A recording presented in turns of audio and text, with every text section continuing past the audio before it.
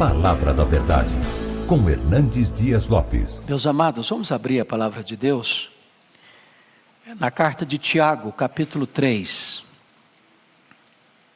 Tiago, capítulo 3.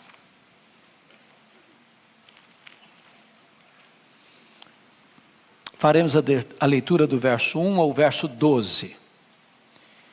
E peço a gentileza de, após a leitura do texto, permanecer com a sua Bíblia aberta nesta passagem. Meus irmãos, não vos torneis muitos de vós mestres, sabendo que havemos de receber maior juízo. Porque todos tropeçamos em muitas coisas.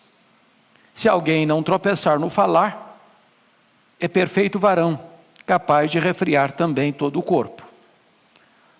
Ora, se pomos freios na boca dos cavalos para nos obedecerem, também lhes dirigimos o corpo inteiro.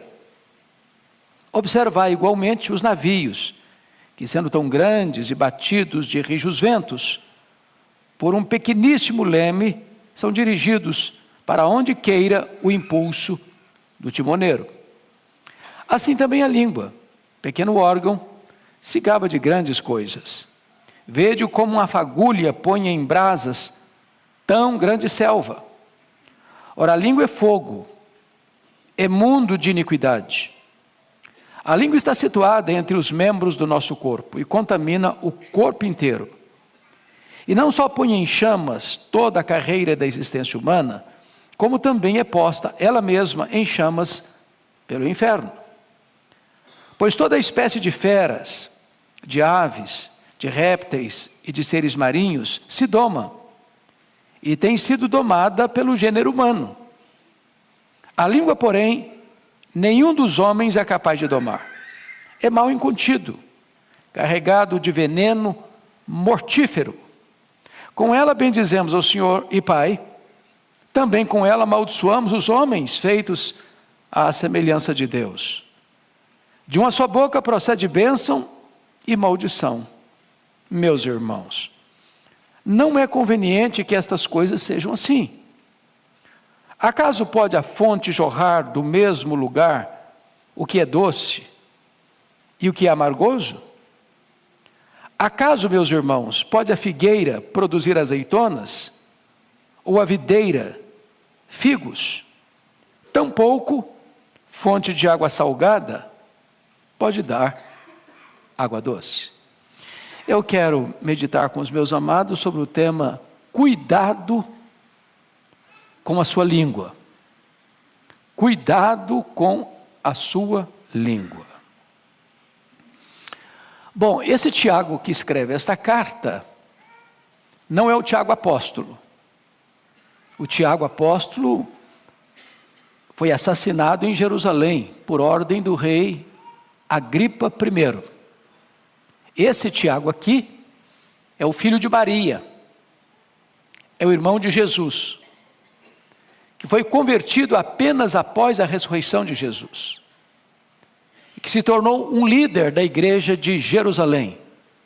Inclusive foi ele quem presidiu o primeiro concílio da igreja em Jerusalém, conforme relatado em Atos capítulo 15.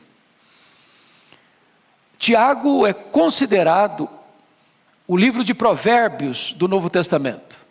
Talvez a carta mais prática que nós temos no Novo Testamento. Os historiadores dizem que Tiago foi um homem de oração a ponto de ser chamado o homem de joelhos de camelo.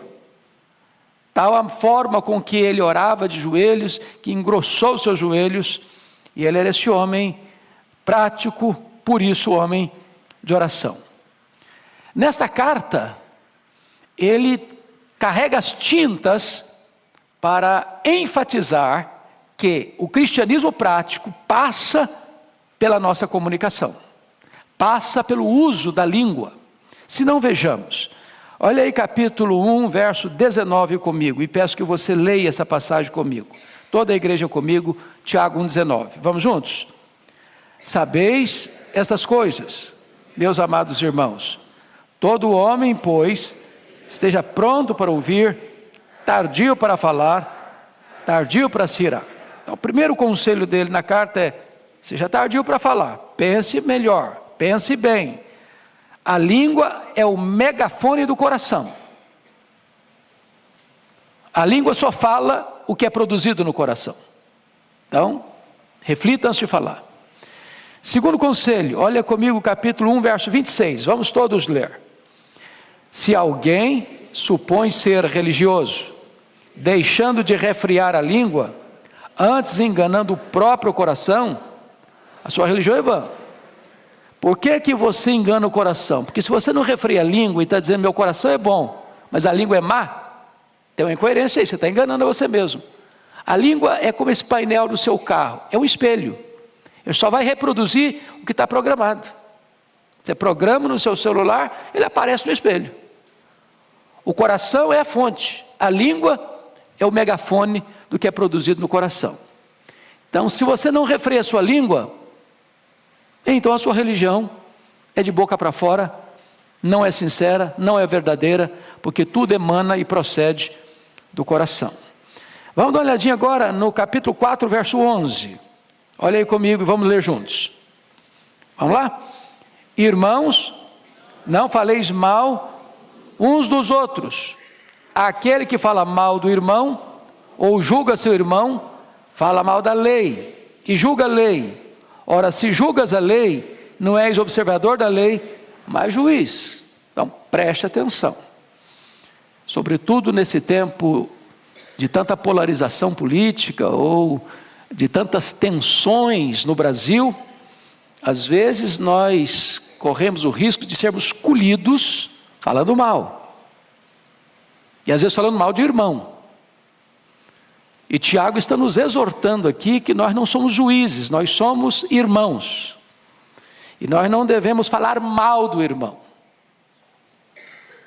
Porque estamos falando mal do irmão, nós estamos julgando a lei e não obedecendo a lei.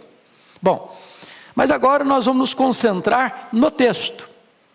Porque não há nenhum texto da Bíblia tão exaustivo e tão lúcido e tão claro e tão detalhado sobre o problema da língua como Tiago capítulo 3. Aliás, antes propriamente de entrar nele, me permita mais 2 textos da Bíblia que me impressionam muito. O primeiro deles é Provérbios 18, 21, quando diz que a morte e a vida estão no poder da língua. Quem bem utiliza, comerá do seu fruto. Ou seja, você pode dar vida, você pode matar um relacionamento, dependendo da maneira como você se comunica. Então a língua tem o poder de dar vida, a língua tem o poder de matar. Isso vale para o casamento, isso vale para a família, isso vale para os relacionamentos interpessoais, isso vale lá para a sua empresa, isso vale para os relacionamentos aqui da igreja. Mas o outro texto, irmãos, para mim é um dos mais complexos, até gravei esta semana um texto sobre ele, e eu gostaria que você olhasse comigo, Provérbios 6, dá uma olhadinha aí, versículos 16 a 19, todo pecado é abominação para Deus, não há pecadão, pecadinho, todo pecado é grave e é maligníssimo, mas há pecados que têm consequências mais graves. Olha comigo o que Salomão vai registrar em Provérbios 6, 16 a 19. Você pode ler comigo? Vamos juntos? 6 coisas o Senhor aborrece, e a 7ª a sua alma abomina. Então para um pouquinho. Então, tem 6 pecados que ele vai listar aqui que Deus aborrece. Ele vai citar um pecado dentre esses 6, que é o 7º, ou dentre esses 6 não, além desses 6, que é o 7º, que aí há uma força maior na expressão. A alma de Deus abomina. Então vamos aos 6 que Deus aborrece. Primeiro, olhos altivos, orgulho. Deus aborrece orgulho. Segundo, língua mentirosa, mentira. Deus aborrece mentira. Terceiro, mãos que derramam sangue, inocente, assassinato, desde a vida intrauterina, em qualquer fase da vida. Deus aborrece. Quarto, coração que trama projetos iníquos, maldade, Deus aborrece. Quinto, pés que se apressam a correr para o mal, violência, Deus aborrece. Sexto, pecado que Deus aborrece, testemunha falsa que profere mentiras, perjúrio. Último pecado, sétimo, esse a alma de Deus abomina, ou seja, para Deus é mais grave do que orgulho, para Deus é mais grave do que mentira, para Deus é mais grave do que assassinato, para Deus é mais grave do que violência, para Deus é mais grave do que perjúrio. O que é que a alma de Deus abomina? Vamos lá? E o que semeia? Contendas entre irmãos. Para um pouquinho agora para pensar, quão grave é isso aos olhos de Deus. É por isso que Tiago diz que se você não refreia a sua língua, enganando o seu coração, a sua religião é vã. Então, dito isto, vamos agora para Tiago 3, que é o texto em pauta.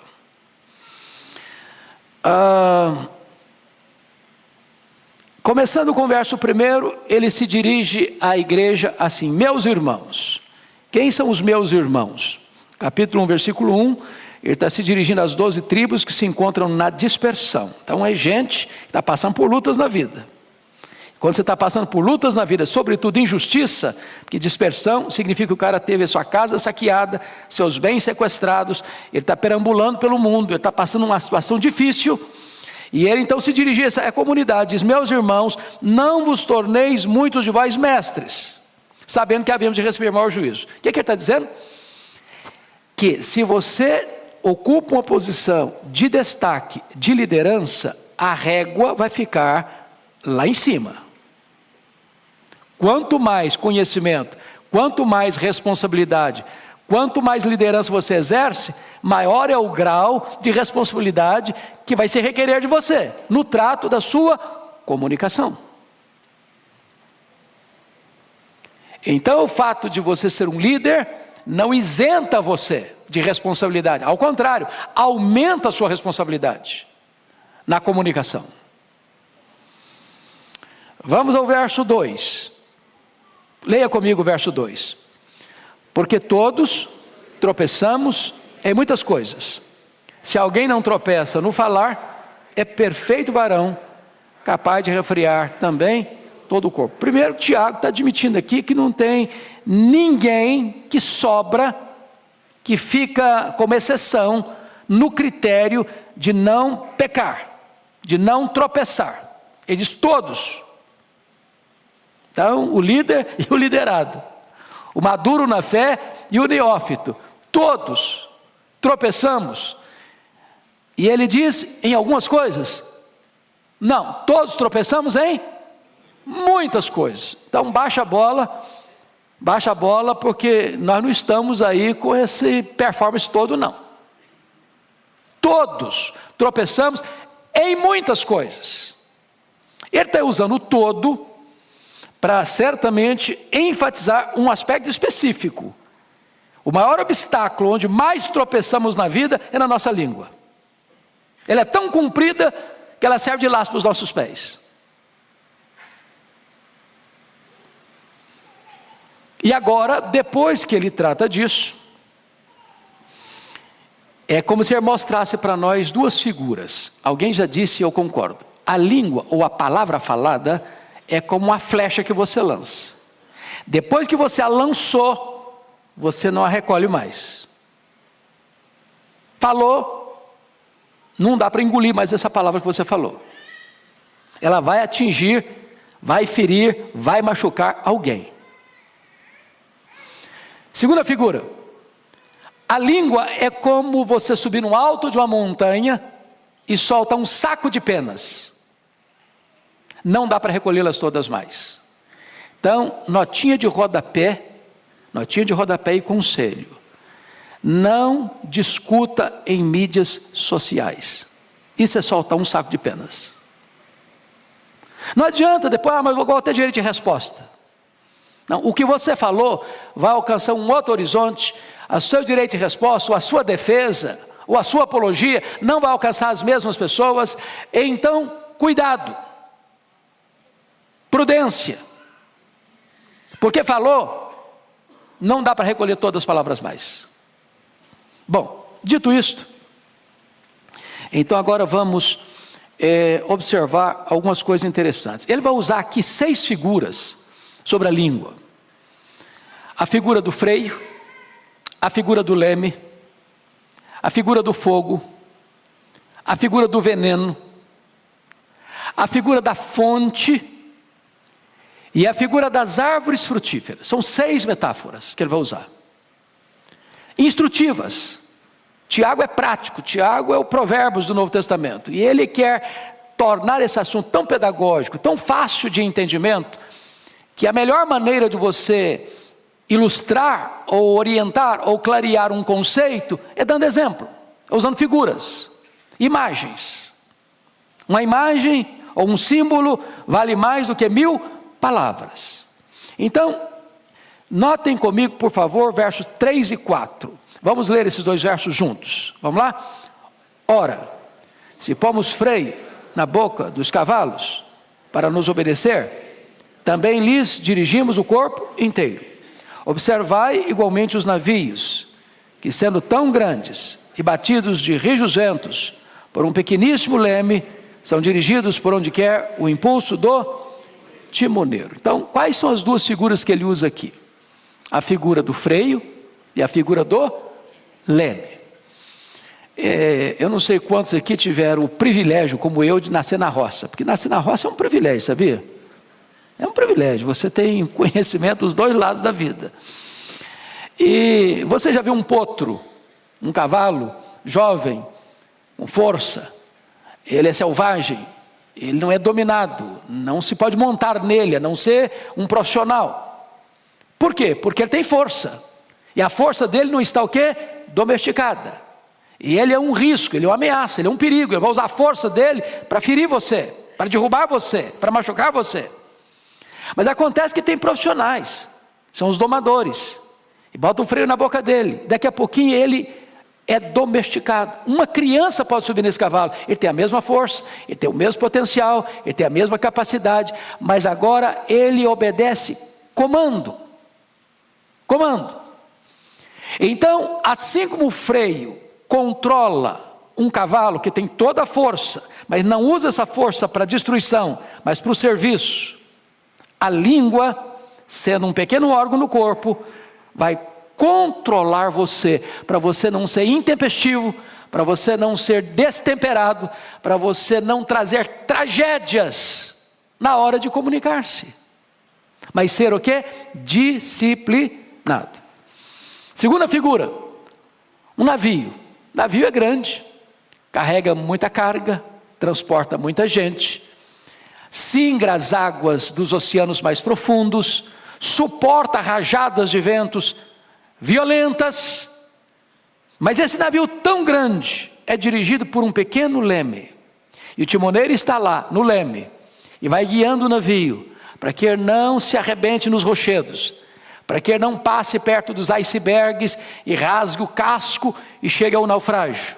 Esse pequeno leme na mão do timoneiro é que vai conduzir o navio para onde o timoneiro quer, um lugar seguro, para sair e chegar em segurança. O que ele está dizendo?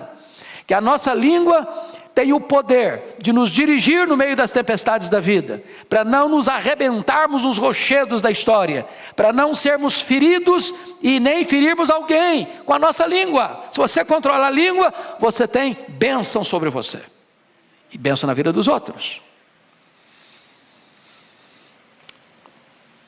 Deixa eu ilustrar como a fala pode ser abençoadora. Acho que todos vocês já leram e conhecem a história do pastor batista Martin Luther King, pastor batista, em Montgomery, no estado do Alabama.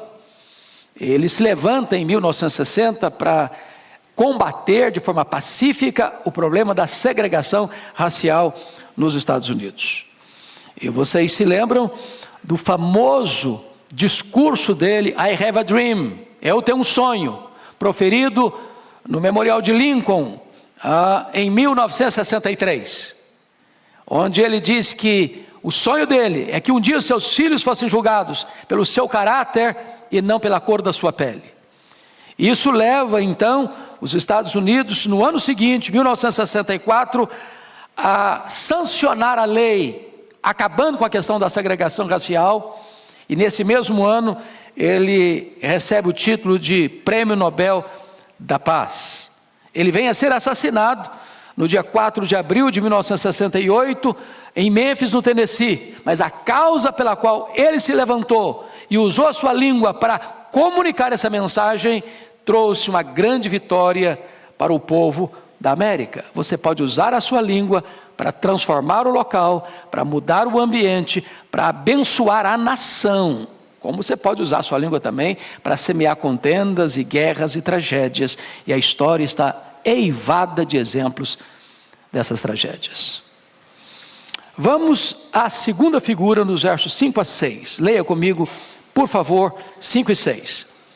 Assim também a língua, pequeno órgão, se gaba de grandes coisas. Vede como a fagulha põe em brasas tão grande selva. Ora, a língua é fogo, é mundo de iniquidade. A língua está situada entre os membros do nosso corpo e contamina o corpo inteiro. E não só põe em chamas toda a carreira da existência humana, como também é posta ela mesma em chamas pelo inferno. Então agora está usando duas figuras. Ele está usando a figura do fogo. E lá no versículo 8 é que vai usar a figura do veneno. Eu não vou explorar aqui por enquanto. Mas vamos pensar aqui nessa figura do verso 5. Vede como uma fagulha põe em brasas tão grande selva. Vocês certamente estão acompanhando e acompanhar, graças a Deus as chuvas estão chegando, mas nós vivemos meses agora, um mês e pouco, uma das maiores tragédias do Brasil. Um incêndio criminoso que atinge o Brasil de norte a sul, de leste a oeste. E vocês acompanharam que muitas pessoas fizeram isso propositadamente, acendendo um isqueiro, ou jogando uma guimba de cigarro, queimando pastagens, matando o gado, queimando lavouras, destruindo florestas. Apenas um risco de um palito de fósforo que você sopra e apaga, ou um isqueiro que você acende para acender um cigarro, acender um fogo num fogareiro, pode gerar um incêndio de proporções terríveis, devastadoras, causando morte, destruição, prejuízo. Talvez nós pudéssemos usar um segundo exemplo, que vocês também devem ter informação.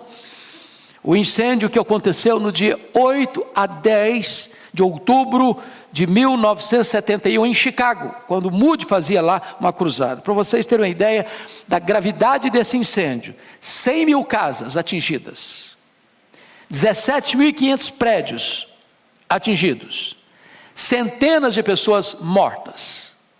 Um incêndio que começou num estábulo, coisa pequena, mas que ganhou proporções devastadoras. Ou poderíamos ainda citar o incêndio de 17 a 24 de julho do ano 64, na capital do Império Romano, a cidade de Roma, quando dos 14 bairros de Roma, 10 foram devastados pelas chamas. O que Tiago está nos informando? Que uma palavra mal colocada, mal dita, ou bota junto, maldita, ela pode ter uma destruição devastadora. Uma palavra maligna, maldosa, uma espécie de assassinato de reputação, pode macular a honra de uma pessoa, pode destruir a imagem de uma pessoa, pode provocar uma guerra, pode provocar separação, pode trazer consequências absolutamente destruidoras na vida de pessoas, de instituições, de igrejas, até de uma nação. Então, é necessário ter esta percepção. Versículo 6, veja comigo o que Tiago vai dizer. Além da língua ser uma fagulha de fogo, ele vai dizer que a língua contamina e destrói. Versículo 6, ora, a língua é fogo. Preste atenção, ele não diz que a língua é como fogo. Agora ele não está ilustrando, agora está fazendo uma afirmação. A língua é fogo. Fogo queima, fogo dói, fogo destrói, fogo mata. A língua é fogo. Mas ela não é apenas fogo. Ela é o quê? Mundo de iniquidade. Ela contamina o corpo inteiro. A língua está situada entre os membros do nosso corpo e contamina o corpo inteiro. O veneno que está na língua vaza, espreme, esguicha para o corpo inteiro. Alguém já disse que a fera mais peçonhenta do mundo está escondida atrás da toca dos dentes. Pensa numa cobra venenosa. A língua é mais venenosa. Pensa num fogaréu. A língua é um fogo mais perigoso ainda. Agora veja você a afirmação: e não só põe em chamas a carreira da existência humana. Você já pensou que aqui isso? Ele está dizendo, a língua mata. Quantos assassinatos, irmãos, surgiram na história? Quantas guerras, levando milhares de pessoas à morte, foram produzidas pela língua, pela mentira, pelo perjúrio, pela falsa acusação, pela maledicência, pela fofoca. Ela põe fim à existência da carreira humana, ou seja, ela mata, ela destrói. Agora o que vai acontecer com ela? Versículo 6, como também é posta ela mesma em chamas pelo inferno, ou seja, ela condena ao inferno a própria pessoa que fala. A pessoa que fala é um instrumento do inimigo, e ela arrasta a própria pessoa para a destruição do inferno. Então, ela contamina e destrói. Então, ela é fogo, é uma fagulha pequena que incendeia uma selva, ela contamina e destrói. Terceiro lugar, a língua é indomável.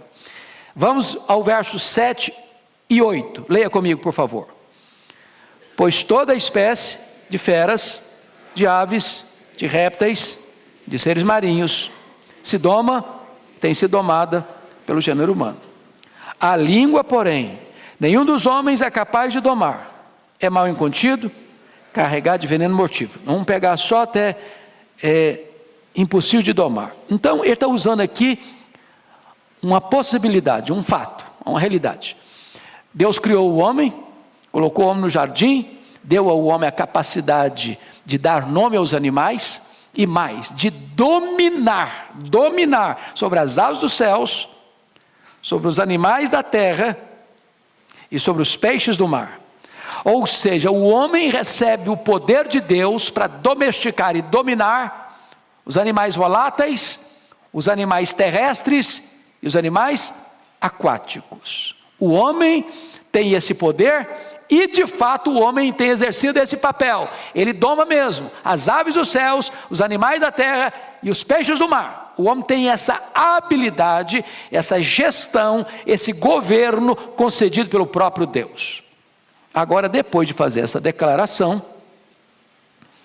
tão ampla, ele diz assim: a língua, porém, nenhum dos homens é capaz de domar. Quantos homens não conseguem domar a língua? Quantos? Nenhum. Então, baixa a bola de novo.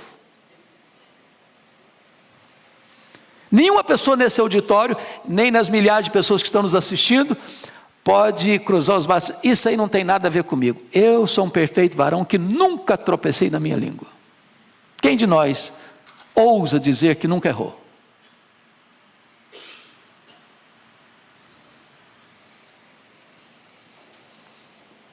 Essa é uma exortação para mim, para você, para nós. Indomável. Indomável. O pensador grego, Sócrates, tinha uma maneira de lidar com as pessoas que vinham trazer para ele notícias. Nós temos que tomar muito cuidado com as pessoas que vêm trazer notícias, porque elas querem nos informar, mas na informação vem uma dose de veneno. Não é assim? É o correio sem fio. E às vezes é o pecado que a alma de Deus mais abomina, é quem semeia contenda entre irmãos. E às vezes essa piedosa informação acontece até na reunião de oração, sabia? Tem que orar pelo fulano. O fulano está encrencado. Aí conta a história do fulano. Arrebenta com o fulano. Destrói a reputação dele. Joga farinha no ventilador. Para depois dizer que está pedindo oração. Cuidado. Cuidado. Muito cuidado. Então, o Sócrates diz o seguinte: quando alguém chegava com um comentário para ele, falou: tinha que passar por 3 peneiras. O cara veio trazer um comentário para você. A primeira pergunta: isso é verdade? Eu ouvi que é verdade. Bom, então você não tem certeza. Me contaram. Bom, então você está recebendo informação de segunda mão. Segunda peneira: você já falou isso para a pessoa? Você está trazendo informação da outra pessoa, já falou com ela? Se não falou com ela, não vem falar para mim. Ela que tem que saber. É sobre a vida dela. Terceira peneira: isso vai ajudar a resolver o problema? Você me contar? Porque se não vai ajudar, nem me conte, não tem interesse em saber. Bom, esse cara não era crente, mas o conselho serve. O conselho serve. É verdade? Você já falou para a pessoa? Isso vai ajudar a resolver o problema? Então, cuidado com essa língua que é rebelde, é um cavalo que não se doma, é um navio sem leme. Cuidado. Mas aí ele vai usar uma outra figura agora, como disse para vocês, que é a figura do fogo e a figura do veneno. Olha o versículo 8, parte B. É mal incontido, carregado de veneno, o quê? Mortífero. Tem veneno que ele é mais ou menos mortífero. A pessoa fica doente, mas não morre de imediato. Agora, se você tomar um copo de arsênico, vai cair mesmo. Vai morrer mesmo. Então, o que ele está usando? As duas figuras que ele está usando é que tanto o fogo quanto o veneno são 2 instrumentos de quê? De destruição. De destruição. E ele está usando essas duas figuras para dizer para você que a língua tem esse poder destrutivo. Uma pequena dose mata e destrói. Mas ele vai usar uma quinta figura aqui ainda. Versículo 9 e 10. A língua é incoerente. Leia comigo o versículo 9 e 10. Vamos lá? Com ela bendizemos ao Senhor e Pai. Também com ela amaldiçoamos os homens, feitos à semelhança de Deus. De uma só boca procede bênção e maldição.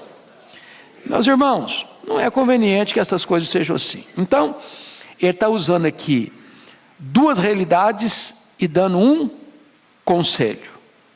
Quais são as 2 realidades? É que a língua é incoerente. Como assim incoerente? Com ela nós bendizemos a Deus. Aqui no culto público. Ali no pátio, ali embaixo, a gente já fala mal do irmão.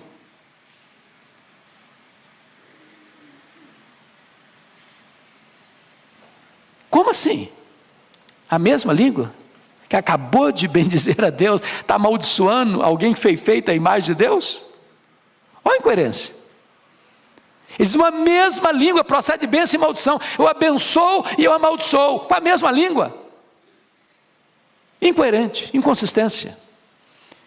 Agora, isso é a realidade, mas não é o conveniente. Ele exorta.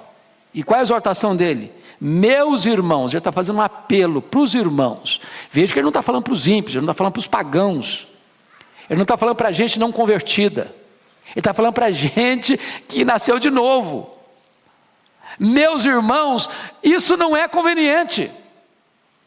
Não é porque as coisas acontecem que você agora, não, mas é isso mesmo, nós somos todo mundo fraco mesmo, nós somos tudo pecador mesmo, então deixa eu soltar a língua, deixa eu soltar mesmo o verbo, deixa eu falar o que eu quiser falar, e ninguém tem nada a ver com isso. Tem sim.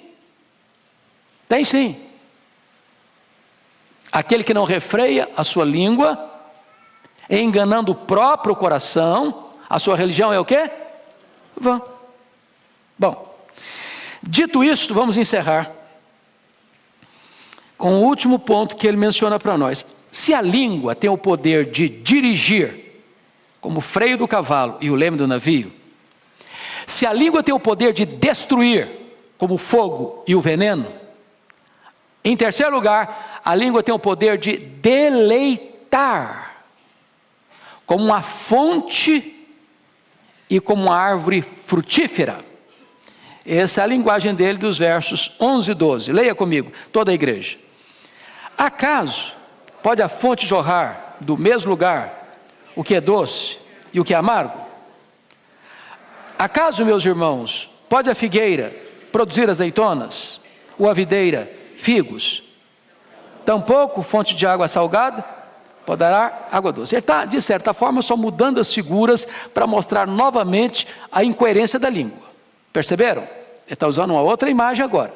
Outra imagem.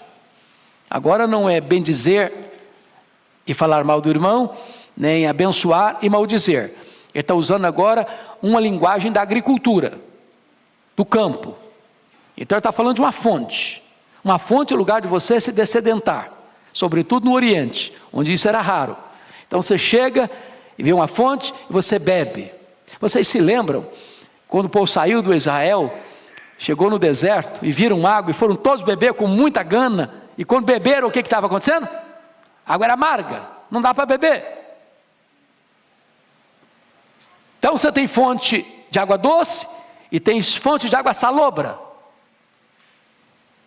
Agora você nunca vai ver uma fonte produzir água doce e daqui a pouquinho água salobra ao mesmo tempo. Se é água doce, é água doce. Se é água salobra, é água salobra.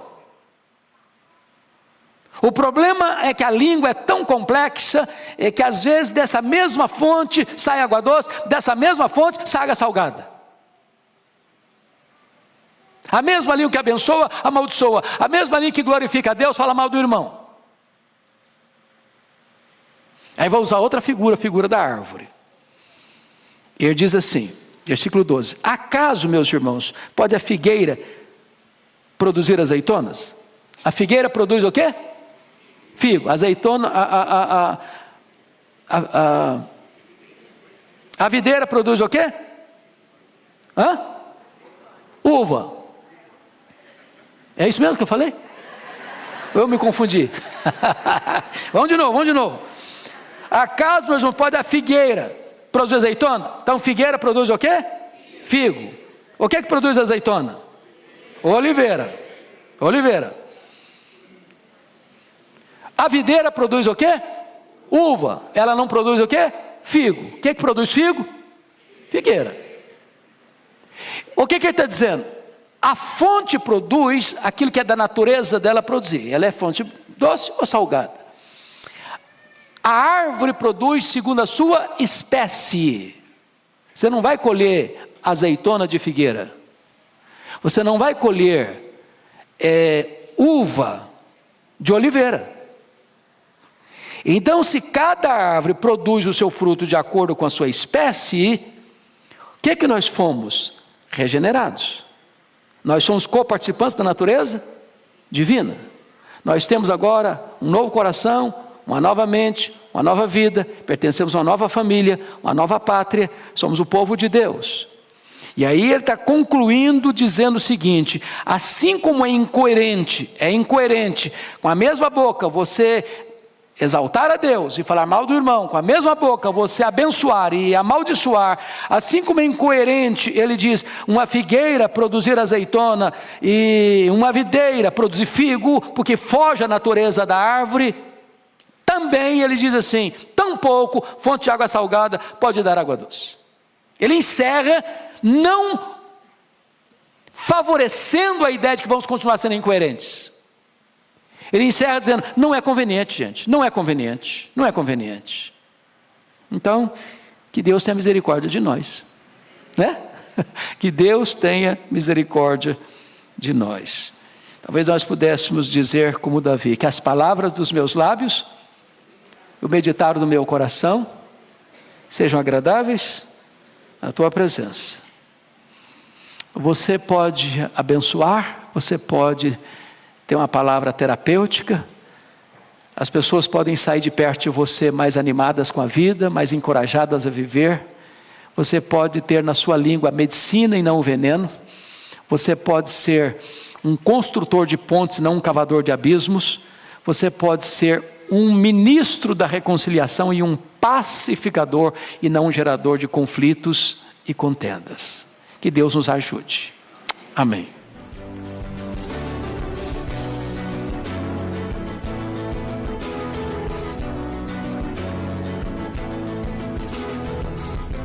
Palavra da Verdade, com Hernandes Dias Lopes.